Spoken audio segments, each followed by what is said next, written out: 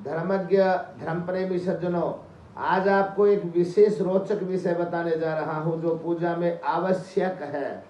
कहते हैं एक ब्राह्मण कुमार नित्य इतना भोजन करता था कि घर वाले ने परेशान होकर के उसे घर से निकाल दिया, यानी उसकी माता ने उसे घर से निकाल दिया।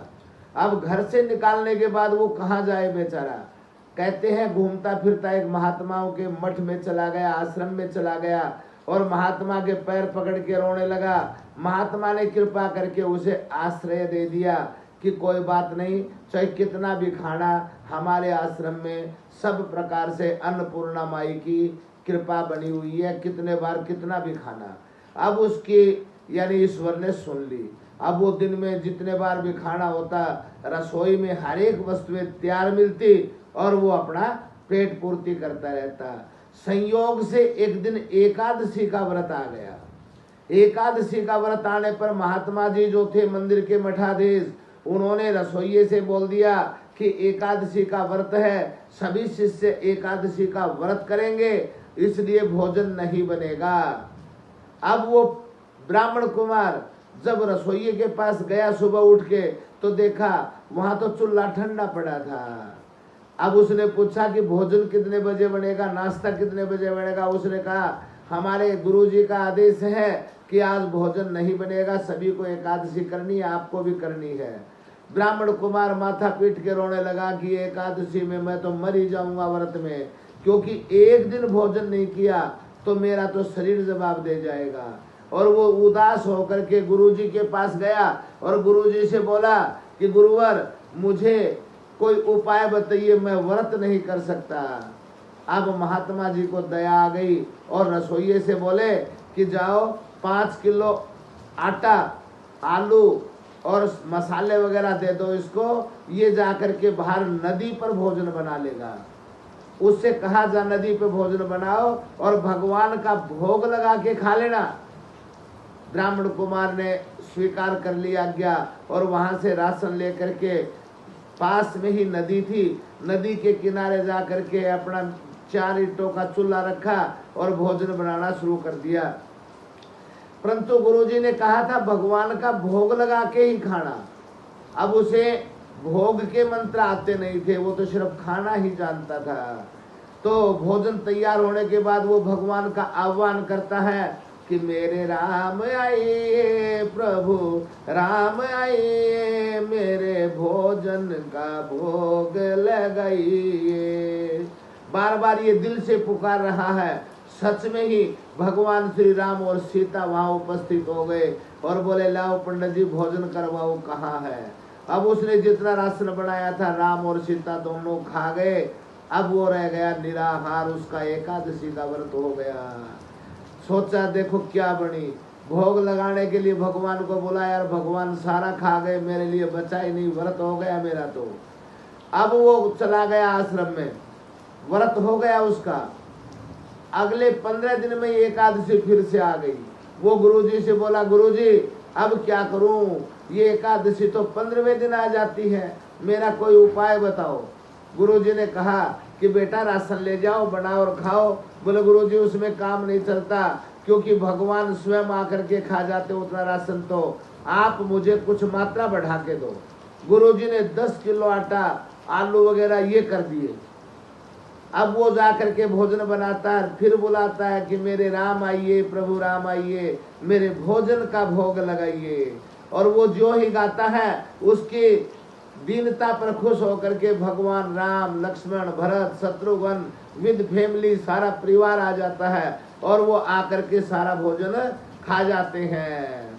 ब्राह्मण कुमार फिर एकादशी का व्रती रह गया मजबूरी में। अगले बार फिर वो गुरुजी ने एकादशी के ऊपर भोजन दिया उसको। तब उसने कहा गुरुजी इतने आटे में मेरा काम नहीं चलेगा, वो तो पूरी बारात की बारात आती है, बुलाते के साथ आह्वान करता हूँ, सारा परिवार आता है, मुझे ज्यादा राशन दो। गुरुजी ने सोचा कि ये ब्राह्मण कुमार जरूर ये राशन बेचता होगा, कहीं न कहीं बदमाशी करता है, इसलिए रसोइये से कहा कि इसको 1 पूरी बोरी आटे की दे दो, 1 बोरी आलू दे दो, और पीछे से इसकी रखवाली करेंगे कि ये सच में उस राशन का करता क्या है। परिणाम क्या हुआ, कि ब्राह्मण कुमार वो राशन लेकर के और नदी के किनारे पहुंच जाता है, वह भोजन नहीं बनाता बल्कि पहले ही भगवान को बुला लेता है कि मेरे राम आइए, प्रभु राम आइए और मेरे भोजन का भोग लगाइए। उसकी आर्त आवाज सुन करके भगवान सारे परिवार के सहित अपने सैनिकों के साथ उपस्थित हो जाते हैं। हनुमान जी, सुग्रीव, बाली, भरत, शत्रुघ्न, लक्ष्मण, राम, सीता सारे आ जाते हैं। और देखते ही शिष्य था जो ब्राह्मण, वो देखता रहे आज तो पूरी जनेत आ गई, इतना राशन लाया था फिर भी ये सारा खा जाएंगे। और राम कहते हैं ला बेटा भोग दे, कहाँ रखा है, हम भोग करेंगे। जब वो कहते हैं कि भगवान इस सीता को किस लिए लेके आए हो, इस माता को, इससे खाना बनवाओ। और ये हनुमान जी जो है ना, ये आप ही नड़ लाएगा, आप अपनी सेना से कहो सारा काम स्वयं करे वो, और सारे भोजन बनाओ। मुझे पता है इतने आने के बाद मुझे तो भोजन मिलना नहीं, तो मैं बनाऊं भी क्यों। अब वो सीता, लक्ष्मण, राम सारे काम में लग गए, भोजन तैयार हो गया। सभी ने कहा कि भोग लगवाओ भाई, तो वो गाने लगा कि मेरे भोजन का भोग लगाइए, सारे भोजन का भोग लगा रहे हैं।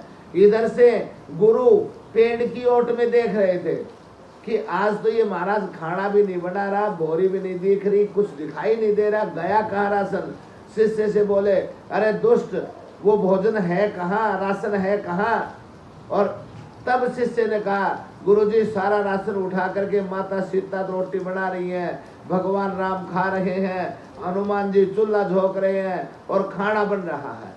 गुरु ने सोचा कि तेरे को भ्रमित कर रहा होगा, अगर वो है तो मुझे दिखाई क्यों नहीं देते, इसका मतलब राशन आपने कहीं छुपाया है। शिष्य ने कहा गुरुजी ये सारे तो भोजन कर रहे हैं, आप ऐसा कैसे मान रहे हैं। गुरुजी बोला मुझे दिखाई नहीं देते। शिष्य तुरंत जा करके भगवान से कहता है भगवान मेरे गुरु को दिखाई क्यों नहीं देते आप। उसका परिणाम क्या हुआ, मेरे गुरु को दिखाई नहीं देते, इसलिए आपको आपके इस कार्य से मुझे चोर सिद्ध कर रहे हैं। गुरु कहते हैं कि राशन है ना, वो कहीं आप बेच चुके, भगवान मेरे पे इल्जाम लग रहा है, और आप एक बार मेरे गुरु को दर्शन दें। मेरे गुरु बहुत बड़े भक्त हैं, मंत्रों के ज्ञानी हैं, नित्य आपकी पूजा करते हैं, फिर आप उनको दिखाई क्यों नहीं दे रहे और मुझे दिखाई दे रहे हैं।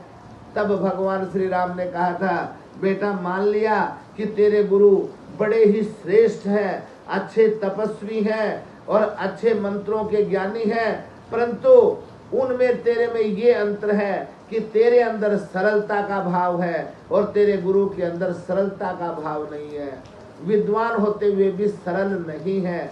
अगर तेरे गुरु भी सरल बन जाते तो मैं मुझे दर्शन दे देता।